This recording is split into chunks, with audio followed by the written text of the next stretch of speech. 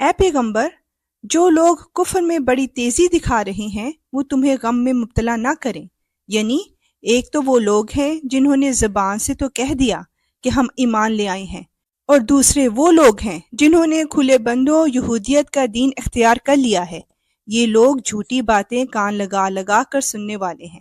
اور تمہاری باتیں ان لوگوں کی خاطر سنتے ہیں جو تمہارے پاس نہیں آئے، جو اللہ کی کتاب کے الفاظ کا موقع محل طے ہو جانے کے بعد بھی ان میں تحریف کرتے ہیں۔ کہتے ہیں کہ اگر تمہیں یہ حکم دیا جائے تو اس کو قبول کر لینا، اور اگر یہ حکم نہ دیا جائے تو بچ کر رہنا، اور جس شخص کو اللہ فتنے میں ڈالنے کا ارادہ کر لے تو اسے اللہ سے بچانے کے لیے تمہارا کوئی زور ہرگز نہیں چل سکتا۔ یہ وہ لوگ ہیں کہ ان کی نافرمانی کی وجہ سے اللہ نے ان کے دلوں کو پاک کرنے کا ارادہ نہیں کیا۔ ان کے لیے دنیا میں رسوائی ہے، اور انہی کے لیے آخرت میں زبردست عذاب ہے۔